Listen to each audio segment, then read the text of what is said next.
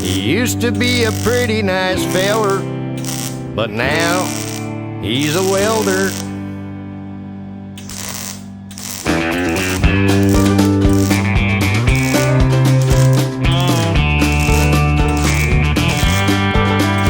He's got arthritic knees and a mattress full of fleas. He's in the bar most every night. He doesn't get along if you look at him just wrong. He'll flare up, try to pick the fight. He's got sores on both his hands, he can sometimes barely stand. He thinks he's got a master plan. He's obnoxious and he's rude,